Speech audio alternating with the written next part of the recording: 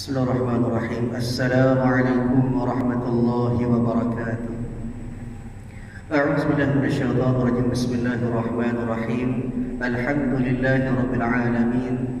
Wassalatu wassalamu ala asyrafil anbiya'i wal mursalin sayyidina maulana wa nabiyyina wa habibina wa syafi'ina wa qudwatina wa uswatina Muhammadin sallallahu alaihi wasallam wa ala alihi wa ashabihi ajma'in. Allahumma faqihna fid din waftah alaina futuhal arifin waj'al a'malana khalisatan liwajhikal karim ya arhamar rahimin. Allahumma iftah alaina hikmatak wa anshur alaina min khazain rahmatika ya arhamar rahimin. Rabbi shrah li sadri wa yassir li amri wahlul 'uqdatam min lisani yafqahu qawli walhamdulillahi rabbil alamin. Amin. قال المصنف رحمه الله تعالى ونفعنا وإياكم بعلومه في الدارين آمين. Alhamdulillah, pertama selamanya marilah sama-sama kita panjatkan setinggi-tinggi kesyukuran kita kehadrat Allah Subhanahu wa taala kerana pada malam ini Allah taala masih lagi memberikan peluang kepada kita. Allah Ta'ala memberikan kepada kita daripada segala nikmat yang diberikan kepada sekalian hamba-hambanya. Antaranya daripada nikmat kesihatan, sihat tubuh badan, boleh pakai hadir beraka kurma Allah Ta'ala ini untuk kita menunaikan ibadat kita kepada Allah Ta'ala. Kemudian Allah Ta'ala juga memberikan kepada kita daripada nikmat panjang umur. Allah Ta'ala panjang umur kita tidak lain tidak bukan sebagai satu peluang kepada kita untuk kita bertaubat kepada Allah Subhanahu wa taala di atas dosa-dosa kita yang telah kita lakukan selama ini. Kemudian juga sebagai satu peluang kepada kita untuk kita meneruskan kehidupan kita. Semoga semua kelakuan kita, semua amal ibadat kita, semua perkara kebajikan yang kita lakukan ini boleh kita jadikan sebagai salah satu daripada orang kata amalan-amalan ataupun boleh dijadikan sebagai bekalan untuk kita menghadap Allah Subhanahu wa taala pada hari akhirat nanti insya-Allah. Tuan-tuan, puan-puan yang dirahmati oleh Allah Subhanahu wa taala, insya-Allah pada malam ini kita sambung kuliah kita daripada kitab Penawar Bagi Hati, muka surat 78. Kita masih lagi berada pada bab ataupun pada sifat yang keempat daripada sifat mahmudah. Setelah mana kita sebut pada bab yang pertama pada bab taubat, kemudian diikut pula pada bab yang kedua pada bab khauf, takut kepada Allah Ta'ala, kemudian kita sambung pada bab zuhud, dan sekarang kita berada pada bab yang keempat daripada sifat mahmudah ataupun sifat kepujian, sifat yang harus ada pada kita sebagai kita nak membersihkan hati kita dalam satu konsep kita nak menghampirkan kita ataupun nak menghampirkan diri kita kepada Allah Subhanahu wa taala. Dan alhamdulillah pada kuliah yang lepas juga kita telah sebut pada mukaddimah ataupun pendahuluan pada bab sabar. Pada malam ini kita sambung pada muka surat 78 baris yang ke-6 daripada atas ke bawah. Baris ke-7. Baik, jadi bila mana kita sebut pada bab sabar ini, telah pun kita sebut pada kuliah yang lepas berkenaan dengan dalil-dalil ataupun peringatan-peringatan daripada Allah Subhanahu wa taala juga kepada kita tentang bagaimanakah ataupun apakah yang dikatakan sebagai balasan ataupun ganjaran-ganjaran yang Allah Ta'ala sebut di dalam Al-Quran kepada orang-orang yang sabar. Maka insyaAllah pada malam ini kita sambung pula. Dan ketahuilah olehmu, masuk dalam kitab, dan ketahuilah olehmu i'lam, ketahuilah olehmu siapa dia? Ya'ni ay al-muridul ilm, orang-orang yang belajar ilmu daripada kalangan kita mukallaf yang diberi tanggungjawab oleh Allah Ta'ala untuk kita menjadi khalifatullah, menjadi khalifah atas muka bumi ini. Dan ketahuilah olehmu bahawasanya hajat kepada sabar itu. Maknanya bila sebut kepada sabar ataupun sifat sabar, dia sentiasa dihajati dalam keadaan kita sebagai kita berhendak ataupun berkehendak kepada sifat sabar itu, melengkapi ia akan segala masa. Maknanya setiap masa, setiap ketika perlu adanya sifat sabar pada kita. Itu maksud dia. Maknanya setiap masa, dalam apa juga keadaan kita, sehari semalam, setiap masa, setiap detik, kena melengkapi ia akan segala masa. Maknanya kena ada sifat sabar tu. Kerana apa? Kerana barang yang mengenai akan manusia itu, maknanya atas segala benda yang berlaku pada kita, segala benda yang berlaku ke atas manusia itu, tiada sunyi ia daripada dua macam. Maknanya atas manusia ini tidak lepas, tidak sunyi daripada dua keadaan. Maknanya setiap masa, setiap ketika manusia tak lepas daripada dua keadaan. Keadaan macam mana tu? Yang pertama, maksudnya keadaan yang pertama, ahwal yang pertama, barang yang setuju dengan keinginannya. Maknanya dari satu tempoh masa manusia mesti ada dalam keadaan kita sentiasa setuju dengan keinginan hawa nafsu kita. Maknanya kata kita duk turut hawa nafsu kita, kita duk ikut segala nafsu syahwat kita duk ikut segala kehendak kita. Maknanya itu yang pertama, keadaan manusia lah, betul lah. Dan yang kedua, daripada ahwal manusia, daripada keadaan manusia yang menyalahi ia akan dia. Maknanya menyalahi, maknanya berlawan. Berlawan ia akan dia, maknanya akan keinginan tu. Kadang-kadang kita kena lawan nafsu. Adapun kadang-kadang diri kita ni sentiasa turut kepada nafsu, maknanya syahwat kita tu, kehendak kita tu. Adapun yang setuju dengan keinginan, dalam keadaan kita duk ikut keinginan kita, macam mana keinginan kita, kehendak kita, hajat kita tu, seperti sihat badan. Kalau boleh kita nak sihat semua. Kalau boleh kita nak kita dalam keadaan tidak pernah sakit dan selamat. Selamat pun keinginan kita juga, hajat kita juga. Dan kekayaan, kekayaan tak kira lah, sama ada dari segi kekayaan harta benda tu, kekayaan dari segi keluarga, anak pinak, isteri-isteri, itu kekayaan belaka tu. Dan kemegahan, bila sebut kemegahan pun pakat berhajat belaka, pakat dunia belaka, biar benggoh, biar orang suhu ke kita, biar orang kenal kita. Ni maka sangatlah hajatnya kepada sabar. Maka dengan kehendak-kehendak yang telah kita sebutkan ini perlu kepada sabar. Nak ayatnya bahawasanya nak dalam keadaan sihat tubuh badan kita kena sabar. Nak selamat pun kena sabar. Nak kepada kekayaan bukan mudah. Nak juga kepada kesabaran.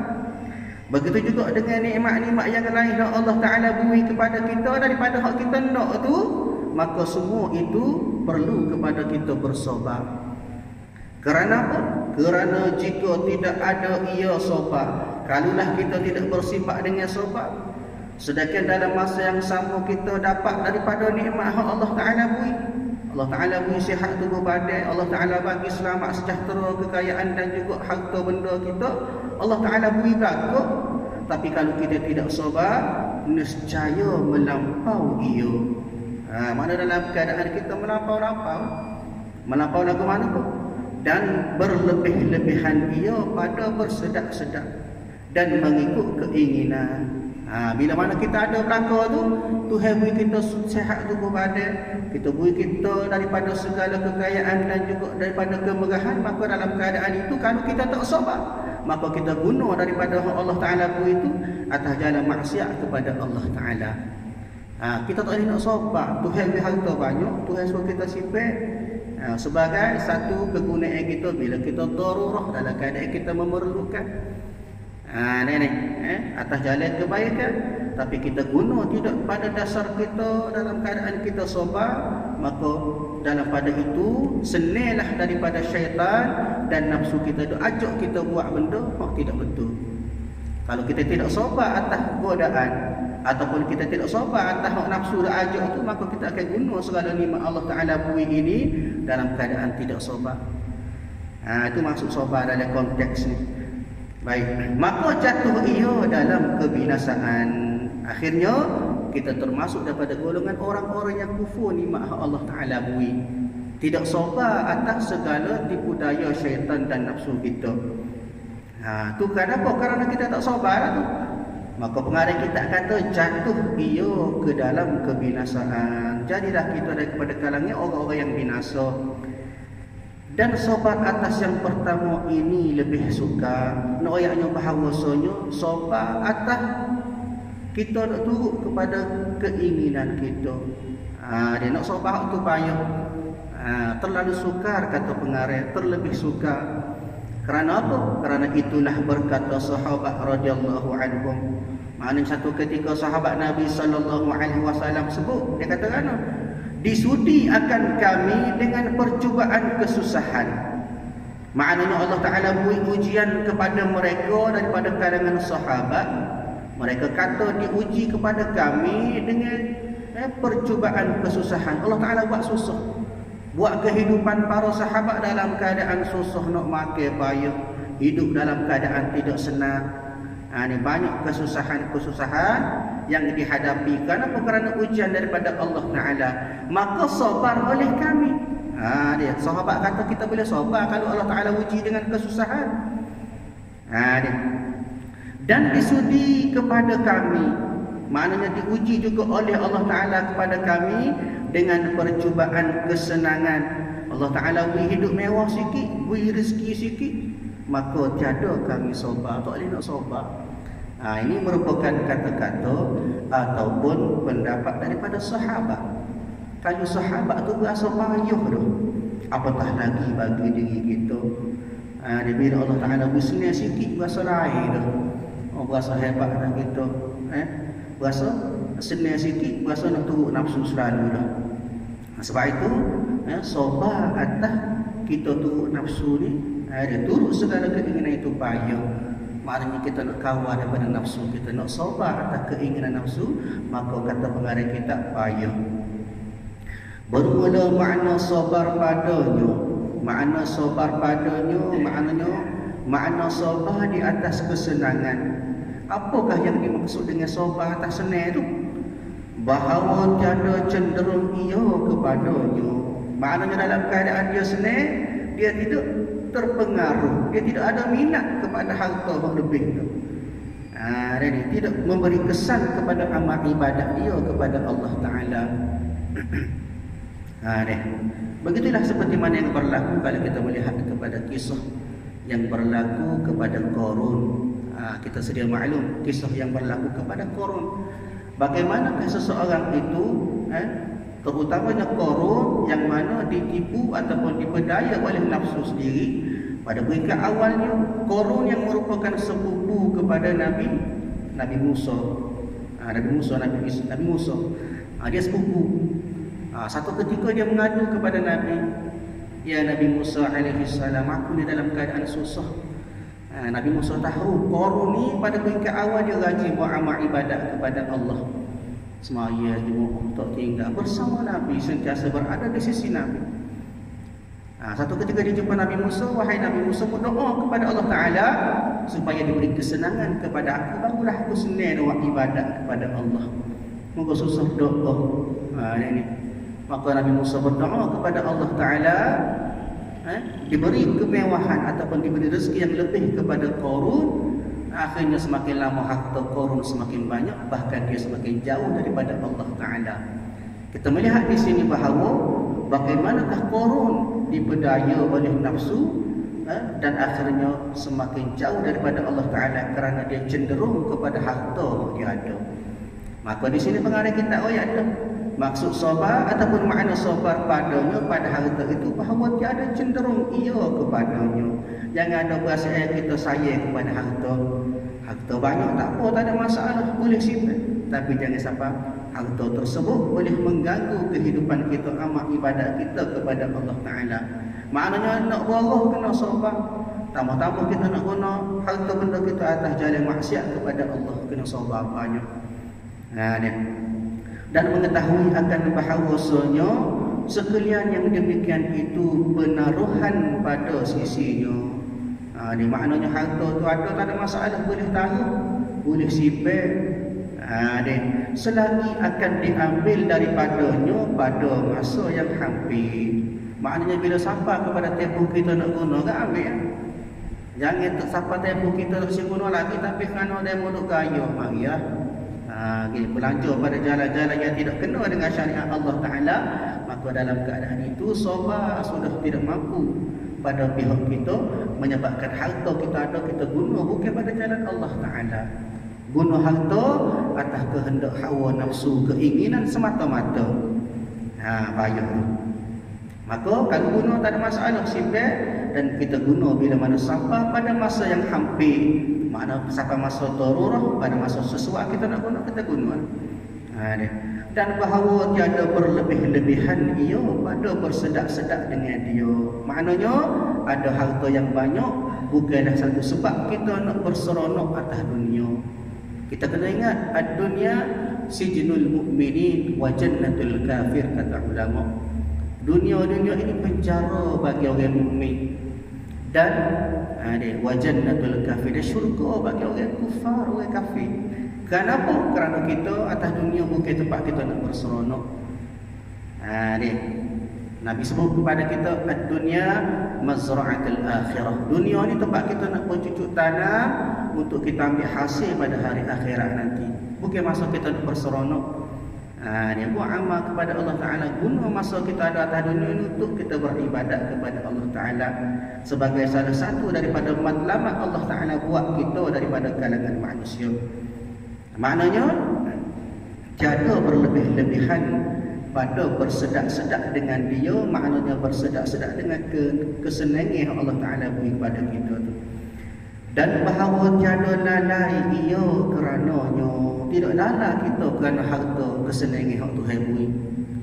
Ni maknanya harta banyak tak apa, semaya rajin, ibadat rajin, sedekah rajin, infak rajin, tak ada masalah. Dia hak jadi masalah kita lalai kepada Allah Ta'ala atas harta. Harta kau banyak, kau jauh daripada masjid. Harta kau banyak, kau jauh daripada semaya berjamaah. Harta kau banyak, makin jauh daripada zakat. Itu tak sih. Ni baik. Dan bahawa menunaikan ia akan syukurnya, maknanya guna harta, guna kesenangan. Tak kira lah daripada nikmat harta, sihat tubuh badan, selamat sejahtera kita, sebagainya, semua itu kita guna atas jalan syukur kita kepada Allah Ta'ala. Kita kena ingat segala hak Allah Ta'ala begitu daripada Allah Ta'ala berlaku, bukan hak kita. Maka bila kita terima daripada nikmat Allah Ta'ala, maka segeralah kita bersyukur kepada Allah Ta'ala. Sebagaimana Allah Ta'ala sebut daripada Al-Quran, daripada surah Ibrahim ayat yang ke-7, Allah Ta'ala sebut macam mana? Bismillahirrahmanirrahim. Wa idh ta'adzana rabbukum la in syakartum la azidannakum wa la in kafartum inna azabi lasyadid, kata Allah. Allah Ta'ala ayat kepada kita, dipesan oleh Allah Ta'ala melalui surah Ibrahim. Allah Ta'ala kata, dan apabila Tuhan memaklumkan, Allah Ta'ala memberi peringatan kepada kamu, jika kamu bersyukur, kita syukur. Allah Ta'ala bagi nikmat kepada kita, kita syukur. Allah Ta'ala bagi sihat kepada kita, kita syukur. Ada rezeki cukup makan, alhamdulillah.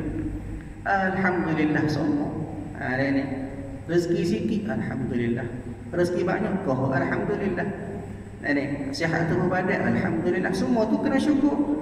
Allah Ta'ala kata, kalau mau syukur, maka kami akan tambah nikmat kepadamu. Tu yang bulu. Kita syukur, Allah Ta'ala gandakan nikmat-nikmat.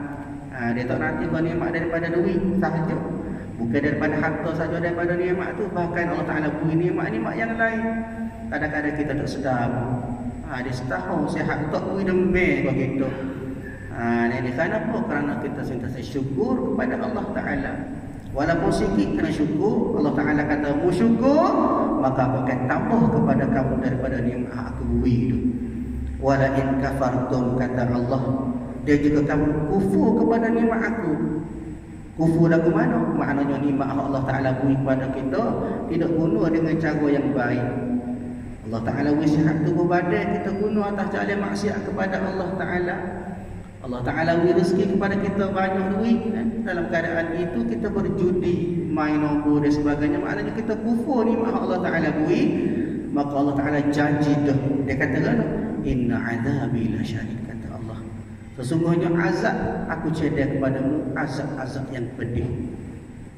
Bila mana Allah Ta'ala sebut azab pedih, kita tahulah bagaimana digambarkan dalam Quran. Banyak daripada dalil-dalil menceritakan tentang bagaimana pedihnya azabnya dalam api neraka. Maka pengajaran daripada ayat ini tuan-tuan, ada harta maka kita guna dengan keadaan kita sentiasa bersyukur pada Allah Ta'ala. Sikit pun syukur, banyak lebih-lebih lagi. Barulah rezeki kita sentiasa diberkati.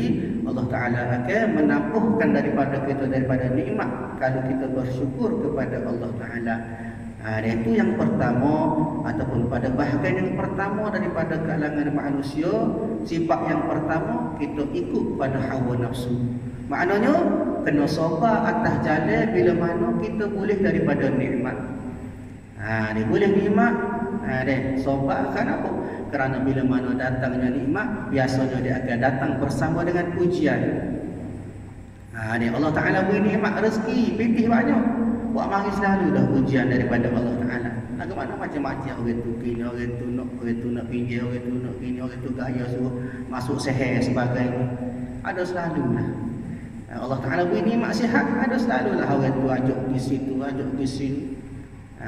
Maka kalau tak kena dengan cara syariat Allah Ta'ala, maka perlu kita sabar. Itu sabar yang pertama. Baik, adapun yang kedua pada bab sabar juga, iaitu barang yang menyalahi ia akan hawa nafsu, maka 4 bahagi. Yang kedua ialah bagaimana kita nak sabar. Kita nak sabar daripada perkara-perkara yang boleh menyalahi ataupun berlawan dengan hawa nafsu kita. Apa dia? Bahagian yang pertama pada mengerjakan taat. Maknanya pada bab yang pertama, iaitu kita kena usaha, kita kena sabar atas kita melakukan taat kepada Allah Ta'ala.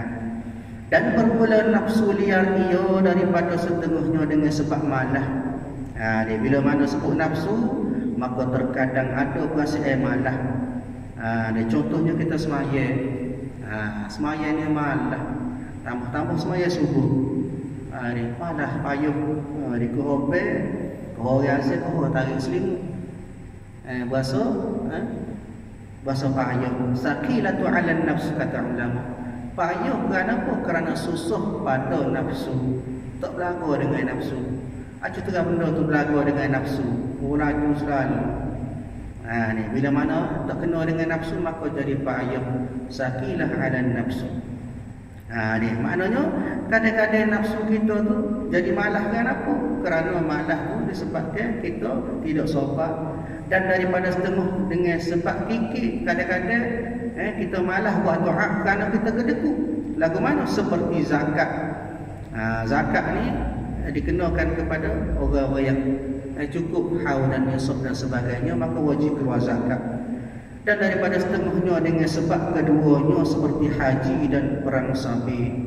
Maknanya tidak melakukan taat atas sebab malah, dan juga dengan sebab kedekut. Dia tak saya pergi Mekah. Kenapa dia malah pergi Mekah? Dia fikir ada saya tak saya pergi Mekah. Dan sabar atas taat itu setengah daripada pekerjaan yang suka. Maknanya kita nak sabar atas benda kebajikan, payah. Nak sabar sebentar bangun semaya subuh, payah.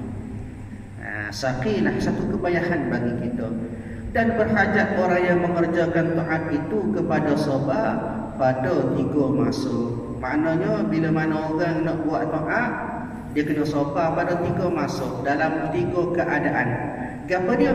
Yang pertama, pada permulaan mengerjakan ibadat. Mula-mula sekali ialah kita sabar untuk kita nak semaya tu. Ataupun segala amal kebajikan kita nak suruh berjaya, satu kena sabar pada permulaan. Ibtidai, pada permulaan dia kena sabar tu. Kalau pergi ke awal nak semaya tu tak sabar, tak jadi.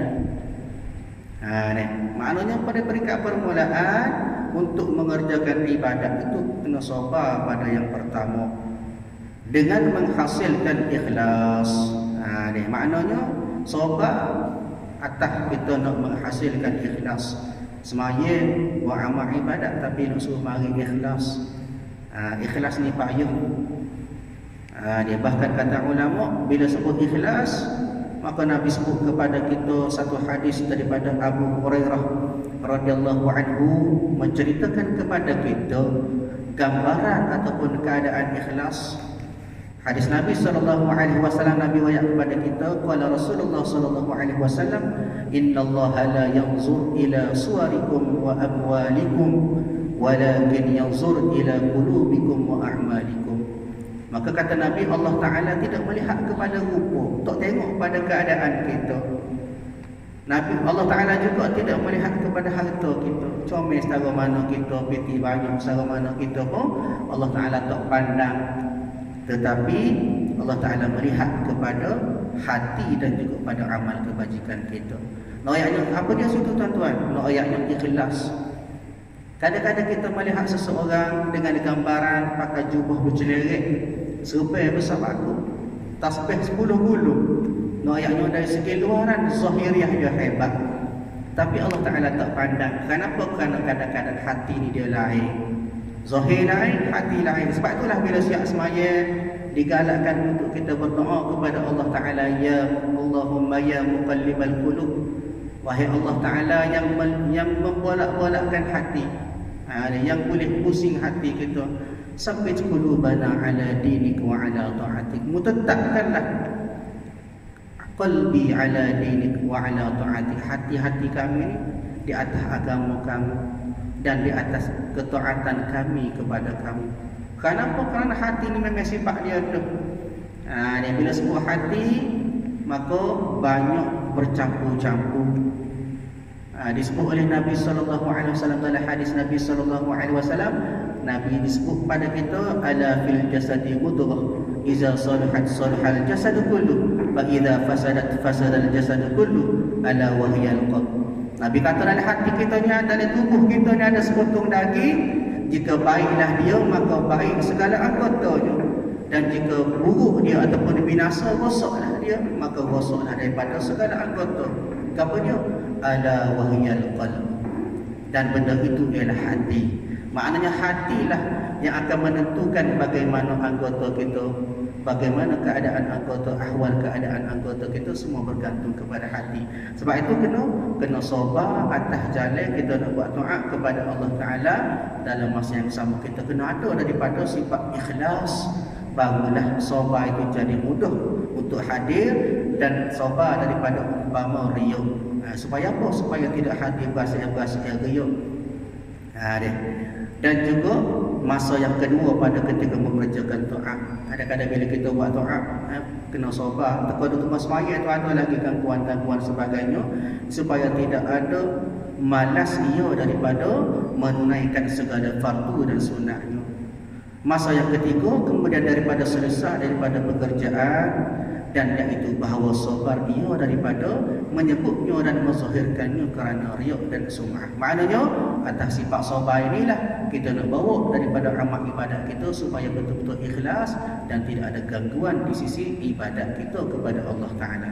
InsyaAllah seterusnya bahagian yang kedua, wallahu a'lam bissawab, kita sambung kuliah pada masa akan datang. A'udzubillahi minasyaitonir rajim. Bismillahirrahmanirrahim. Alhamdulillahirabbil alamin. Wassalatu wassalamu ala asyrafil anbiya'i wal mursalin wa ala alihi wa ashabihi ajma'in. Allahumma inna nas'aluka ridhaka wal jannah wa na'udzubika min sakhatika wan nar. Allahumma innaka 'afuwun karimun tuhibbul 'afwa fa'fu 'anna wa 'an walidina wa 'an jami'il muslimina wal muslimat wal mu'minina wal mu'minat bi rahmatika ya arhamar rahimin. Rabbana atina fid dunya hasanah fil akhirati hasanah wa qina 'adzabannar. Sallallahu ala sayyidina Muhammad wa ala alihi wa ashabihi ajma'in walhamdulillahi rabbil alamin. Assalamualaikum warahmatullahi